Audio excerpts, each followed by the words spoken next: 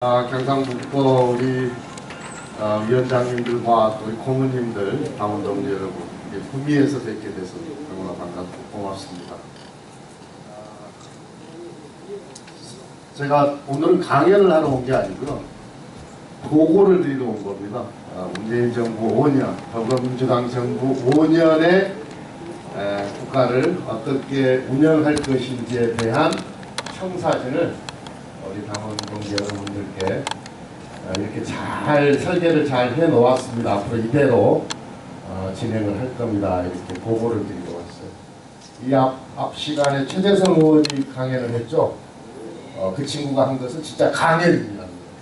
강연이고 저는 설명 또는 보고여서 제 말씀은 좀 재미가 없을 거예요. 그냥 제 주관적인 것보다는 아주 객관적인 지금 정리된 사실만을 전해드릴 거기 때문에 좀 재미가 없을 거고, 더더욱이나 이렇게 세 번째 시간이어서 슬슬 지칠 때도 되셨고, 또 앞에 이 동영상에 사실은 국정과제 5개년 계획과 관련해서는 이 동영상에 10분간 다 압축돼서 이미 다 설명이 된 겁니다. 제가 무슨 말씀을 더 드려야 될지를 잘 모르겠습니다. 그래서 이렇게 멀리 구미까지 왔으니까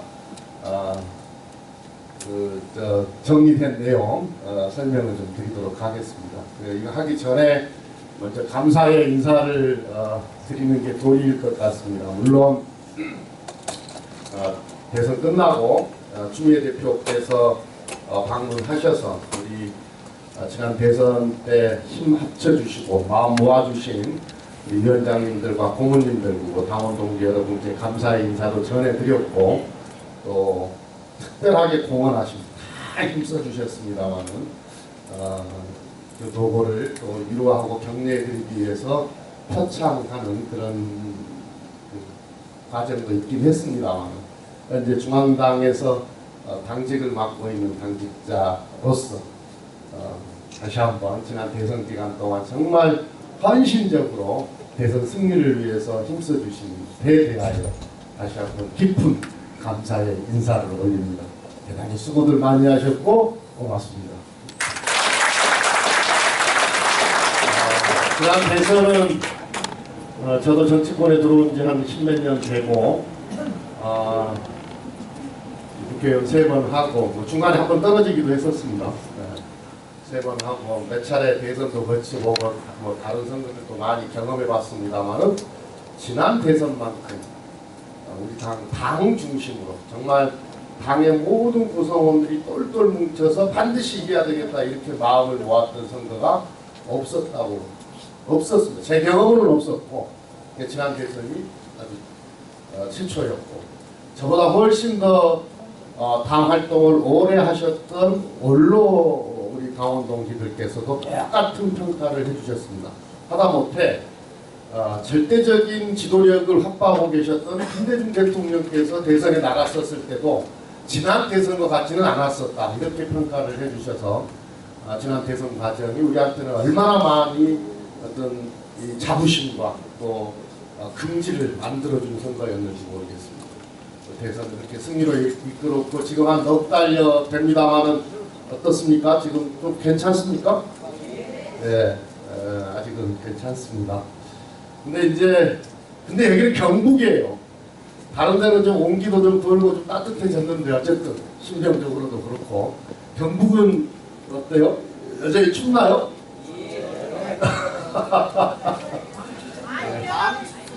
예, 많이 변하고 있습니까? 잘하면 내년에 이 구미시장도 우리가 이길 것 같다고 그러던데요? 맞나요? 예. 그랬으면 좋겠습니다.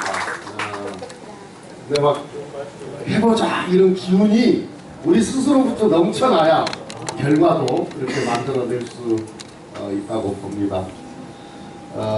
오늘 이제 설명드린 이 국정과제, 100대 국정과제가 물론 뭐 다 상세하게 설명은 못 드립니다. 아까 10분 동영상보다는 조금 더 시간을 내서 설명을 드리긴 하겠습니다만은, 앞으로 대한민국이 이런 정책들을 펼쳐서 이런 과정을 거쳐서 이렇게 변화할 것이다 라는 말씀을 드릴 테니까 그림들 그려가면서 설명을 들어주시면 고맙겠습니다.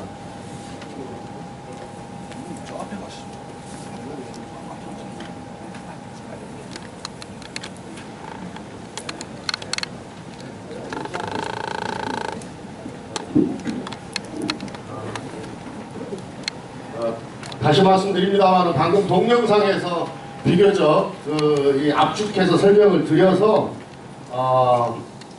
이게 제가 드리는 말씀이 조금 중복되는 경우도 있긴 하겠습니다만은 여러 번 들으면 이렇게 외워지잖아요. 그런 기분으로 들어주시면 고맙겠습니다.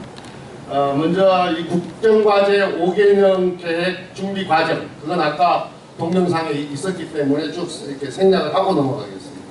그리고 국가비전 목표, 전략, 100대 국정과제, 그리고 향후 5년의 과제와 전체 틀에 대해서 설명을 드리고, 국정 목표별로 국정과제 100개에 대해서 세부 내용을 보고를 드리겠습니다. 그리고 이제 우리가 융복합회에서 펼쳐야 되는, 그러니까 전부처에 걸쳐서 펼쳐야 되는 4대 핵심 국정과제에 대해서 설명을 드리고요.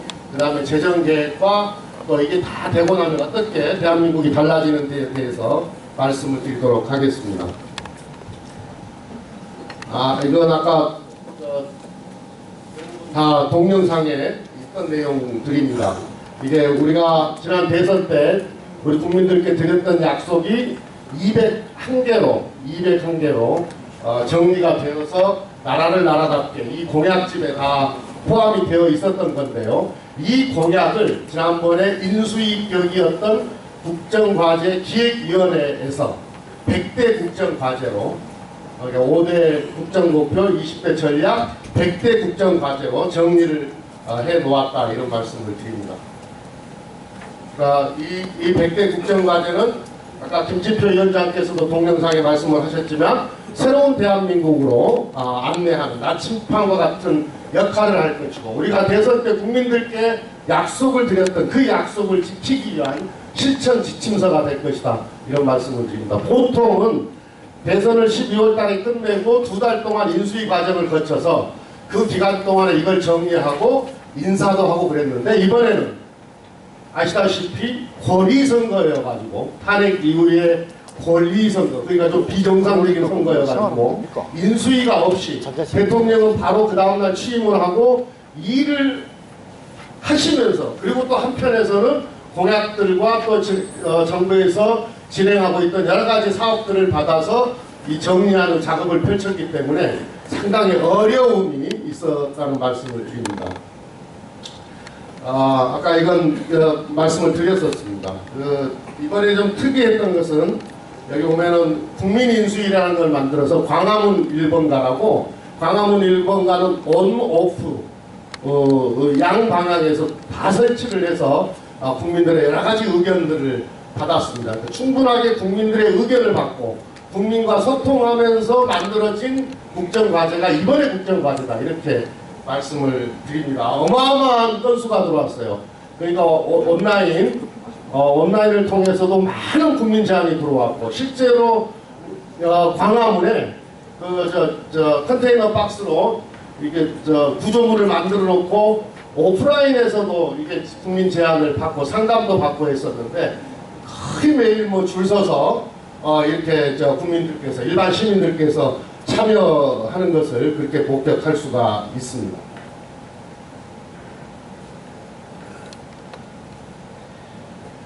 목표는 이런 겁니다. 이제 여기 보면 정부가 바뀌니 내 삶이 바뀐다, 이런 겁니다. 우리 스스로, 정부가 정권을 바꾸고 더불어민주당이 책임을 지는 그런 정부를 만들었는데, 우리끼리만 만족하고 있으면 안 되지 않습니까? 정부가 예컨대 새누리당, 자유한국당 정부에서 더불어민주당 정부로 바뀌니까, 또 지난 대통령이 박근혜 대통령에서 문재인 대통령으로 바뀌니까 우리 국민들이 느끼기에, 국민 개개인이 느끼기에 내 삶이 이렇게 바뀌고 있구나, 좋아지고 있구나, 이걸 피부로 느껴야 국정을 잘하는 거 아니겠습니까? 정부가 바뀌었는데 똑같고, 대통령이 바뀌었는데 뭐가 바뀌었는지도 모르겠고, 이러면 잘하는 게 아니잖아요. 그래서 실제로 정부가 바뀌니까 내 삶이 바뀌더라 하는 것을 철저하게 목표로 세우고 실천하겠다라고 하는 것이 지금 정부의 지금 우리 당의 자세다 이런 말씀을 드립니다. 촬영하고 있어요. 저 알아서 지금 막힌 대로 찍고. 국가 비전은 국민의 나라, 정의로운 대한민국. 우리 구미에서도 지난 겨울에 촛불을 드셨잖아요. 많은 시민들께서 나오셔서. 그때 우리 시민들께서 외쳤던 또 한결같이 염원했던 구호, 바램? 이게 이거 아닌가요? 국민의 나라를 만들어달라. 국민이 주인인 나라를 만들어달라. 특정 권력자들만의 나라가 아니라 헌법 제1조 1항에 규정되어 있듯이 내가 이 나라의 주인이다. 이걸 명실상부한 그걸 확인하는 그런 나라로 만들어달라고 했던 게 지난 촛불의 민심이었고 요구였다고 생각합니다. 그 다음에 제발 좀 나라가 정의로웠으면 좋겠다. 이것 또한 또 한결같은 우리 국민들의 바램이었다고 봅니다. 그래서 국가 비전을 명확하게 그 촛불 민심을 수용해서 국민의 나라 정의로운 대한민국으로 설정하고 반드시 문재인 대통령이 이끄는 대한민국 정부는 그리고 이 정부를 책임지고 있는 더불어민주당은 이런 나라를 만들겠다고 하는 그런 목표를 갖고 있다 이 말씀을 드립니다. 이게 바로 촛불 정신의 구현이고 국민주권을 규정하고 있는 헌법 정신이다 이런 말씀을 드립니다. 문재인 정부의 핵심 가치는 그래서 정의입니다. 정의입니다. 이 정의의 원칙에 따라 모든 제도를 구성을 하게 됩니다. 이건 매우 중요한 가치입니다. 이 정의의 문제는 정의로운 대한민국을 만든다라고 하는 것은 불평등을 해소하고 돈 없고 힘없고 빽이 없어도 이 나라의 주인은 바로 나다라는 것을 늘 확인하면서 살 수 있는 그런 나라를 만들겠다라고 하는 거기 때문에 이 정의는 절대 포기할 수 없는 우리 정부의 핵심 가치다라는 것을 말씀을 드리는 겁니다. 그래서 5대 국정 목표로는 바로 국민이 주인인 정부, 더불어 잘 사는 경제. 이거 이따가 설명을 드리겠습니다만은 경제는 성장하는데 일부 대기업, 일부 부자들만 계속 발달고 대다수 국민과 서민은 그냥 제자리이거나 더 못 살게 되면 그건 좋은 나라 아니잖아요. 정의로운 나라 아니지 않습니까? 모두가 함께 더불어 잘 사는 경제를 만들겠다. 그 다음에 국가가 내 삶을 책임져 주도록 만들겠다. 내 삶을 책임져 주는 국가를 만들겠다고 합니다. 그리고 수도권뿐만이 아니라 또 특정 지역뿐만이 아니라 전국이 고르게 발전하는 지역 분권을 만들겠다. 그리고 평화와 번영의 한반도를 만들겠다. 이게 우리 평화와 번영의 한반도, 이건 우리가 민주당을 하고 있는 우리 당원들이 가장 자부심을 갖고 있는 또 핵심 가치이지 않습니까? 그 누구보다도 그 어떤 정치 세력보다도 내가 민주당원임을 늘 확인하는 것은 평화의 한반도를 갈구한다. 반드시 전쟁이 없고 함께 번영하는 그런 한반도를 만들겠다고 하는 것을 내 신념으로 하고 있기 때문에 우리가 민주당원임을 자랑스럽게 생각하고 있다 이렇게 생각합니다. 그래서 첫 번째 국민이 주인인 정부는 바로 20대 국정 전략으로 정리를 해 놓았는데요. 아까 동영상에도 있었습니다. 이걸 자세히 설명을 드리지 않도록 하겠습니다. 어쨌든 이 정부는 특정 권력층만의 정부가 아니고 국민이 주인입니다.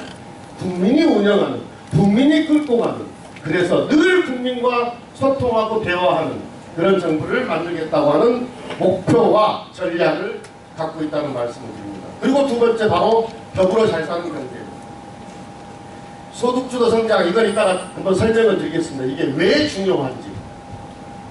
그리고 활력이 넘치는 공정경제, 서민과 중산층을 위한 민생경제, 과학기술 발전을 선도하는 4차 산업혁명, 중소벤처가 주도하는 창업과 혁신 성장을 20대 국정 전략으로 설정하고 이 전략을 가지고 국가를, 경제를 운영하겠다고 하는 말씀을 드립니다.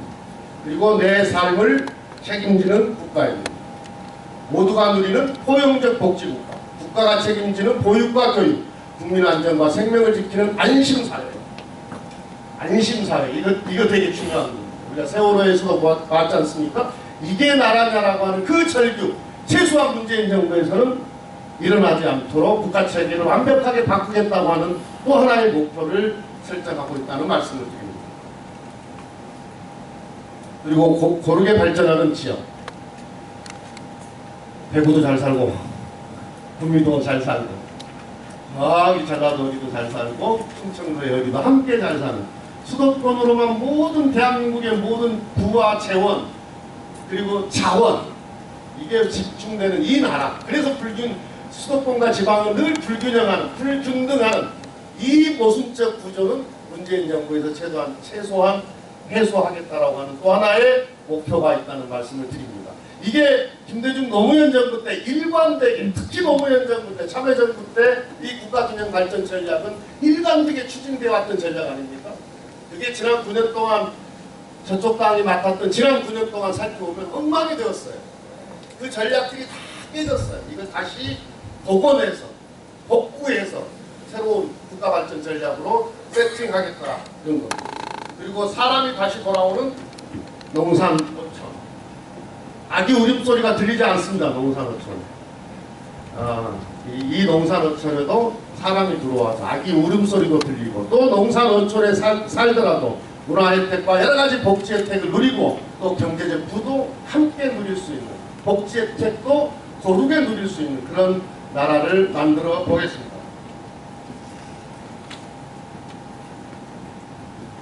그리고 평화와 번영의 한반도입니다. 이건 요즘 걱정 많으시죠? 걱정 많으시죠? 우리가 지금 새롭게 정권을 인수해서 가장 큰 어떻게 보면 숙제, 난제를 지금 물려받았습니다. 지난 9년 동안 아무것도 북한과 관련한 아무것도 못한 바람에 전략적인 어떻게 보면은 북한 관리를 못하는 바람에 핵무기는 고도화돼 버렸고 핵은 고도화돼 버렸고 미사일은 ICBM을 쏠 정도로 첨단화 되어버렸습니다. 이런 겁니다.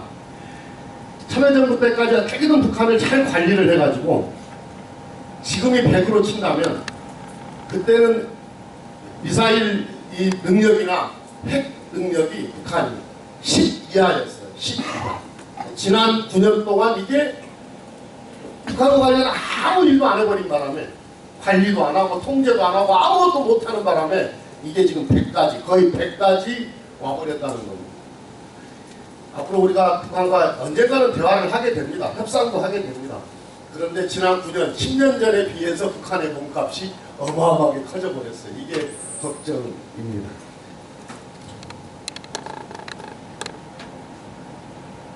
그래서 이 국가 비전과 5대 국정 목표, 20대 국정 전략에 맞추어서 100대 국정 과제를 이렇게 100개로 설정하고 세팅해 놓았다. 그런 보고를 드립니다. 이게 100대 국정 과제입니다. 깨알 같죠? 이거 보면 세세하게 보면 우리 국민들이 원하고 바라는 내용들이 다 들어있습니다. 그리고 이 100개의 국정 과제마다 어떤 절차와 또 어떤 과정을 거쳐서 실천할 것인지에 대한 세부 스케줄이 다 만들어져 있습니다. 그러니까 우리가 그냥 길을 가는데 목표가 어딘지도 모르고 가는 경로가 어딘지도 모르고 지금 국가를 운영하는 게 아니고 분명하게 우리가 가야 될 목표 지점 딱 설정해 놓고 어떻게 가야 돼, 어떤 길을 선택해서 갈 것인지까지도 또 누구와 함께 갈 것인지까지도 다 만들어 놓고 국가를 운영하고 있다. 이렇게 믿으셔도 된다는 겁니다. 일부 야당과 언론에서 뭐 우왕좌왕하니 뭐 어쩌니 하나도 그건 다 잘 몰라서 하는 겁니다. 명확하게 길을 설정해 놓고 지금 이 국가 운영에 길을 가고 있음을 보고를 드립니다.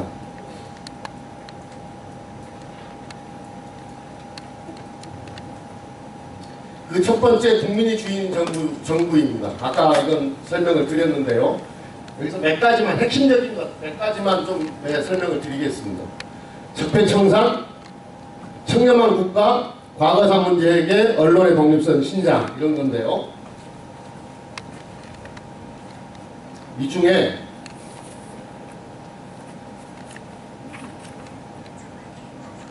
요 공수처 있지 않습니까? 공수처. 이게 공직자 부패, 고위공직자 부패 수사처입니다. 지금은 검찰이 수사권, 기소권 이거 다 가지고 있지 않습니까? 그래서 우리나라를 혹자는 검찰공화국이래요. 근데 권력이라고 하는 속성이 한 곳에 집중되어 있으면 반드시 부패하게 되어 있습니다. 한 곳에 집중되어 있으면 반드시 남용하게 되어 있습니다. 칼을 한 사람한테만 쥐어주면 반드시 휘두르려고 하게 되어 있습니다. 이게 권력의 속성입니다. 그래서 민주주의가 성숙되고 발전할수록 이 권력은 나눠야 됩니다. 그래야 서로 견제 기능이 생겨서 오남, 오용, 남용을 하지 못하게 하는 겁니다. 이 고위공직자 수사비리처는 지금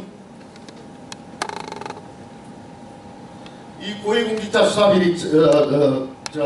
부패 수사처는 지금 자유한국당은 반대를 하고 있고, 지난 대선 때 우리 더불어민주당, 정의당, 국민의당, 하다못해 바른정당까지도 다 공통으로 공약을 걸었던 겁니다. 자유한국당만 딱 반대를 하고 있는 건데요. 이 고위공직자 수사비리처는 일반 국민들은 수사 대상이 아니에요.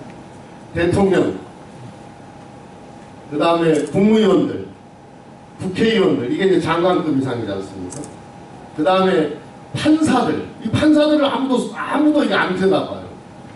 검사들, 이건 진짜 안 들여다봐요. 왜냐면은 자기들이니까. 그래서 검사들. 그 다음에 장성급 이상들, 별들. 장성급 이상의 별들이, 그리고 고위공직자들. 그 다음에 정무직 공직자들. 많이 수사 대상입니다. 수사 대상입니다. 얼마나 우리 어떻게 보면 방금 제가 쭉 열거해 드린 게 공직으로 치면 그러니까 자본 민간 말고 공직으로 치면 가장 권력을 갖고 있는 그런 집단들인데, 이 집단들이 늘 이 공수처의 수사 대상이 되어서 감시를 받고 있다, 이렇게 생각하면 우리나라의 부패가 얼마나 획기적으로 개선되고 우리나라가 얼마나 청렴하고 깨끗한 나라가 되겠습니까? 괜찮죠? 왜 이걸 반대하죠? 저도 대상이 되는데 별로 불편하지 않을 것 같은데요. 그래서 자유한국당은 혹여 뭐가 캥기는 게 많아서 걸릴 게 있어서 혹시 반대하는 거 아닌가, 이런 생각을 가끔 해봅니다. 이걸 어떻게든 올해 2017년 안에 만들어 보겠다고 하는 것이 또 저희들의 목표 중에 하나입니다. 그러면 또 공수처가 만들어지면요, 이 공수처는 검찰을 늘 또 감시를 하죠. 검찰은 또 이 공수처를 감시를 해요. 그러니까 서로 간에 얼마나 이 권력이 서로 견제되고 감시되면서 균형을 잡을 수가 있겠습니까? 어느 민주주의 국가든지 민주주의가 발달하면 발달할수록 권력은 늘 문민화되고, 첫 번째 문민화되고, 그러니까 국민이 통제하고, 두 번째 나누어서 서로 감시하고 서로 견제하게 만드는 이 국가 시스템을 확립을 하고 있습니다. 어느 나라든지 다 그렇게 됩니다. 이따가 나오면 또 설명을 드리겠습니다만은, 그래서 검경 수사권 조정도 하려고 하는 겁니다. 지금 검찰이 수사권과 기소권을 다 갖고 있으니까 이게 무소불위의 권력이 되어버렸어요. 그래서 그 수사권의 일부는 경찰로 넘겨줘서 또 그것 또한 권력 분산을 해보려고 하는 거고, 또 경찰이 한 14만 명 돼요. 정규 경찰만 한 11만 명 정도 됩니다. 1, 2만 명. 그러니까 동네 다 구석다 경찰이 다 있잖아요. 이걸 중앙이 다 통제를 하고 있으면, 중앙이 다 갖고 있으면 얼마나 또 거대한 권력기관이 되겠습니까? 그래서 자치경찰로 또 분산을 좀 시키려고 하는 겁니다. 자치경찰. 그래서 권력을 다 분산시켜서 권력을 오남용하지 못하도록 완벽한 시스템, 국가적 시스템을 갖추겠다고 하는 것이 현재 문재인 정부의 목표다, 이런 말씀을 드립니다.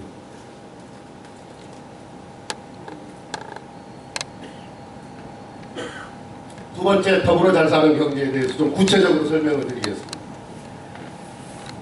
먼저 소득주도 성장 일자리 경제입니다. 간단하게 말씀을 드리면 이게 뭐냐면요. 소득주도 아주 구체적인 내용으로 들어가면 꽤 많은데요. 꽤 많은데 아주 간단하게 이야기하면 이제 우리 국민들 호주머니에 쓸 수 있는 돈, 쓸 수 있는 현찰을 좀 만들어 드리자 이런 겁니다. 가처분 소득을 좀 늘려놓자 이런 겁니다. 그러려면 어떻게 해야 됩니까?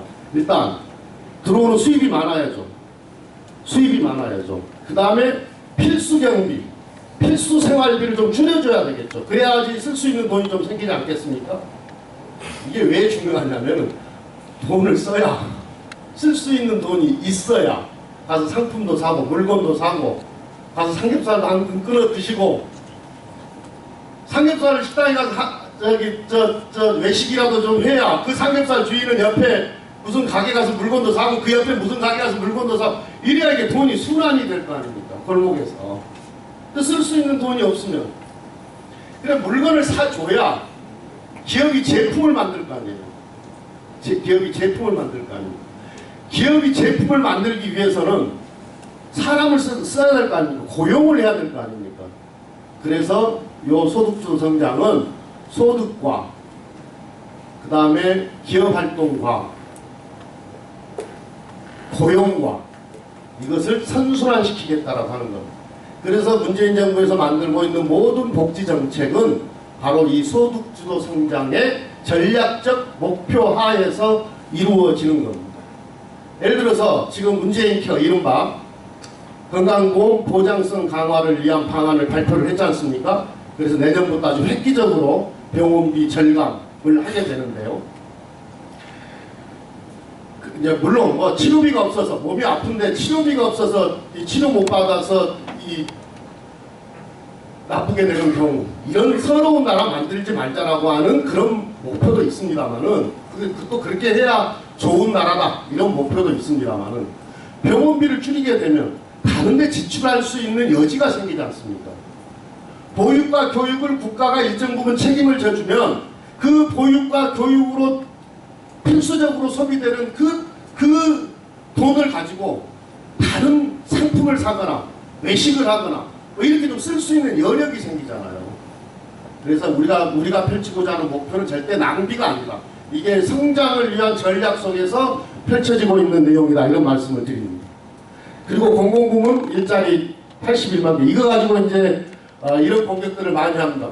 철밥통 공무원들 뭐 일자리 늘리려고 하느냐 이런 건데요. 이건 대단히 잘 모르거나 몰라서 오해를 갖고 이야기를 하고 있거나 아니면 알면서도 정치적으로 음해 공격하기 위한 논리일 뿐이다 이런 말씀드립니다. 여기서 말하는 81만 개 그 중에서도 17만 개 신규로 만들겠다고 하는 17만 개 일자리는 우리가 이제 시청 기준으로 놓고 보면 그냥 시청 사무실에서 책상에 앉아서 일하는 그 공무원들을 늘리겠다 이런 게 아니고요. 그게 아니고 예컨대 얼마 전에 강릉에서 불 끄다가 옛날 정자가 무너져가지고 두 분의 아까운 또 생명이 사라졌어요. 쓰러졌어요. 얼마나 안타깝고 애통한 일입니까? 또 그 중에 한 분은 이제는 퇴직을 한 1년 정도, 한 30년 이상 소방공무원으로 일하셨던 분이고, 그래서 퇴직이 한 1년밖에 안 남으신 분이고, 또 한 분은 8개월 전에 신입으로 소방공무원이 되신 분입니다. 근데 이분들요, 예컨대 이분들이 과로에 시달리지 않았으면 그 불을 먼저 진압을 했어요. 껐어요. 그리고 사무실로 다시 들어왔는데 거기서 연기가 난다 이래가지고 다시 가신 거예요. 그리고 들어가신 거란 말이에요. 근데 이분들이 경무에 시달리지 않았으면 이게 지금 건물에 들어가도 되는지 안 되는지에 대해서 충분히 살피고 들어갈 거 아닙니까? 워낙 경무에 시달리니까 그냥 그걸 살필 겨를도 없이 건물에 들어갔던 거예요. 그 잔불 정리하라고 연기가 나니까. 그런데 이제 오래된 정자 목조 건물이었기 때문에 그게 무너져서 두 분의 아까운 목숨을 우리가 희생을 당했는데, 이 소방 공무원들이 지금 몇 명이 모자라냐면요, 전국적으로 법적으로 이만큼의 정원이 필요하다, 몇 명의 정원이 필요하다는 게 딱 정해져 있어요. 그런데 몇 명이 모자라냐면 현재 15,000명이 모자랍니다.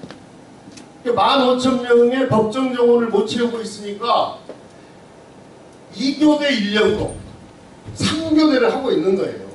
2교대 인력으로 3교대를 하고 있는 거예요. 그러니까 이것도 다 전공이 있어요. 불 끄는 소방관이 있고, 그 다음에 저 119 응급차 타고 다니면서 이렇게 군환하는 이런 또 전공의 소방관들이 있고, 요새는 뭐 떡하면 119에 전화해가지고 뭐 열쇠 따달라, 뭐 고양이 뭐 어떻게 달라 많아요.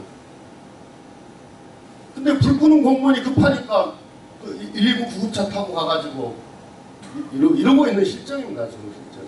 이런 공무원들을 늘리자고 하는 거예요. 그 다음에 우리 저 장애인 우리 아이들 아무 차별 없이 교육받을 권리가 있거든요. 그런데 우리 특수학교에 이 장애인들을 가르치는 선생님이 모자라요. 법정 정원이 한 65%밖에 채우고 있질 못해요. 이런 공무원들. 그 다음에 경찰. 그러니까 현장형 공무원들을 법정 정원을 채워주자.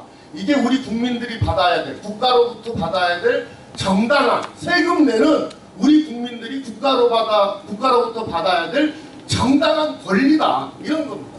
이런 공무원들을 좀 채우자고 하는 게, 만들어주자고 하는 게 낭비입니까? 잘못된 건가요? 당연히 해야 되는 거 아니에요? 오히려 이런 걸 안 하는 정부를 질타해야 되는 게 맞는 거 아닌가요? 이게 다 국민의 생명과 안전, 인권, 제대로 이 나라에서 살기 위해, 사람 대접받고 살기 위해서, 또 국민으로부터 국민이기 때문에 헌법에 보장된 국민의 권리를 누리면서 살 수 있는, 살아야만 하는, 그렇게 하기 위해서 필요한 필수 인력들을 늘리자고 하는 게 왜 잘못된 겁니까? 그래서 잘못된 겁니까? 아니에요. 아니에요. 그랬더니 어떤 자유한국당 의원 하나가 국회 예산정책처에 한 번도 그런 통계를 내본 적이 없어요. 이 공무원을 17만 명을 늘리면 국가 예산이 얼마가 들어가는지를 뽑아달라 이랬어요. 그러니까 이 예산정책처가 그 계산도 잘못됐는데 370조가 들어가면 30년 동안 370조가 들어갑니다. 이러고 보고서를 냈어요. 그 계산도 잘못됐어요.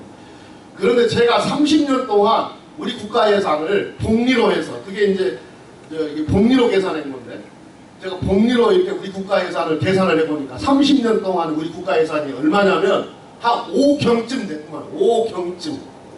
한 5경의 국가 예산 중에 한 370, 이건 뭐 얼마 안 되는 돈이잖아요. 그러니까 숫자 가지고 그렇게 장난치면 안 되는데, 가끔 중앙 정치는 아직도 애들처럼 이렇게 숫자 가지고 장난치는 경우가 가끔씩 있습니다.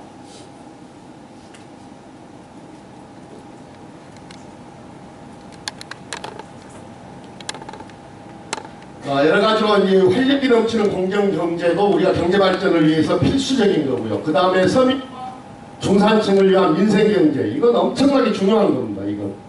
그래서 소상공인 자영업자를 지원 대책도 획기적으로 늘릴 거고요. 그래서 이제 내년도에 이 소득주도 성장을 위해서 지금 우리가 최저임금 2020년까지 3년 동안 10,000원으로 올리겠다 이렇게 공약을 걸었고, 내년에 많이 올랐어요. 16.2%인가 4%인가 이렇게 내년에 올랐는데, 연평균 한 7.4%씩 오르다가 최저임금이 한 9%쯤 더 상회를 해서 오르게 됐는데, 급격한 인상으로 인한 소상공인과 자영업자들의 충격이 혹시 있을까 봐서 내년도에는 3조 이상의 3조 플러스 간접 지원 한 1조 넘게 해서 4조 정도의 지원 대책도 충분히 세우고 있다는 말씀을 간단하게 드립니다. 혹시 동네에 우리 자영업 하시는 분 이 자리도 계실 것 같은데 너무 걱정 많이 하시는 것 같아서 간단하게 말씀을 드렸습니다. 그 다음에 이제 지금 4차 산업혁명 시대입니다.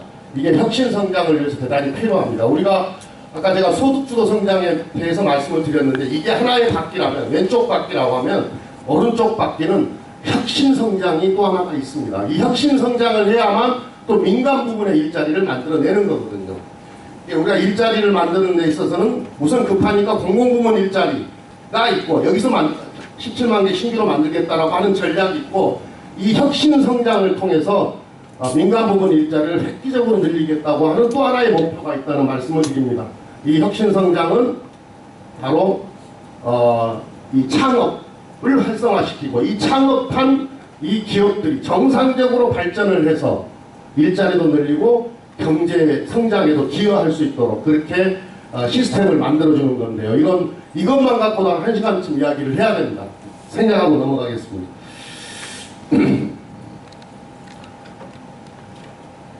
그 다음에 이 친환경 미래에너지 발굴, 탈원전과 관련해서 지금 말들이 많지 않습니까? 대통령께서도 지금 여러 차례에 걸쳐서 말씀을 드립니다. 결론적으로 말씀드리면 탈원전은 세계적 추세입니다. 맞습니다. 원자력은 아무리 안전하게 지어놔도 그게 사고 확률이 10,000분의 1이라고 한다고 하더라도 한 번 사고가 나면 치유 불가능한 그런 대형 위험에 늘 노출되어 있기 때문에 가급적이면 원자력 발전은 줄이는 게 좋겠다라고 하는 게 세계적인 추세이고요. 그래서 우리도 거기에 맞추는 거고, 그 다음에 우리가 저기 동해안 해안가에 만들어져 있는 이 원자력 발전소 숫자는 밀집도로만 보면 전 세계 최고입니다. 제일 많아요, 거기는. 그래서 조금 위험합니다. 그래서 어떻게든 줄여야 되는데, 그러나 두 가지 전제가 있습니다. 첫째, 절대로 전력 수급에 문제가 생기지 않도록 한다. 그리고 우리 이게 대화 나누고 있다가 느닷없이 불 나가게 하지 않는다. 공장에 불 나가가지고 제품 생산 못하게 그런 일은 일어나지는 않도록 만든다. 근데 우리나라가 전력 수급 예비율이 한 33%쯤 됩니다. 그러니까 지금 발전소는 많이 있는데 한 33% 정도는 가동을 안 해요, 평상시에는. 한 67% 정도만 가동해서 우리가 평상시 전기를 쓰면서 살고 있습니다. 두 번째, 피크 때, 여름에 아주 제일 전기 많이 쓸 때, 겨울에 가장 전기 많이 쓸 때의 예비율도 한 12%쯤 됩니다. 90%를 넘어가지 않습니다. 가장 전기를 많이 쓸 때도 한 88%쯤 발전소를 돌려서 우리가 전기를 쓰고 있는 거거든요. 그래서 전력 수급 계획에 전혀 지장이 없도록 한다. 그리고 급격하게 전기료가 올라가지 않도록 한다. 뭐 물가 인상률 정도 올라가는 거야. 그건 불가피하잖아요. 그건. 모든 게 다 그런 거니까. 그 정도는 뭐 불가피한데 그 정도 범위 내에서 이 탈원전 정책은 매우 장기적으로 실현한답니다. 매우 장기적으로는 몇 년이냐면 앞으로 60년입니다. 앞으로 60년. 그래서 이 탈원전과 관련해서 야당과 언론의 공격이 있습니다만 자신 있게 아무 걱정하지 말아도 아무 걱정 안 해도 됩니다. 이렇게 말씀하셔도 됩니다. 저희들 그렇게 아마추어 정부 아닙니다. 그리고 아까 창업과 혁신성장에 대해서 말씀을 드렸는데 아까 말씀드렸으니까 이건 넘어가도록 하겠습니다. 그 다음에 이제 내 삶을 책임지는 국가인데요. 이게 이제 대부분의 복지정책을 여기다 다 담아놓고 있습니다. 아동수당은 발표를 했습니다. 내년부터 5세까지 이게 제도가 설계되고 실제로는 4월부터인가? 이게 1월 1일부터는 아닙니다. 4월부터인가 7월부터인가 모르겠네요. 그 아이들한테 10만 원씩 일괄적으로 지급합니다. 그 다음에 우리 어르신들 기초연금 인상 이건 지금 20만 원 받고 계시잖아요. 내년에는 일단 25만 원으로 인상하고요. 아마 지금 전달 체계 만들고 이렇게 하게 되면 내년 4월부터가 되게 될 텐데 25만 원을 드리게 되는 지금 20만 원을 25만 원으로 인상한다는 얘기입니다. 그리고 한 3년 뒤쯤에는 이걸 30만 원으로 올려서 저희가 애초에 대선 때 공약했던 30만 원 인상 공약을 지키게 될 겁니다. 제가 이게 여기 보니까 우리 원로 고모님들 계시는데 제가 동네 우리 노인정 어르신들께 인사 가서 이런 말씀 드려요. 기초연금 이렇게 드리잖아요.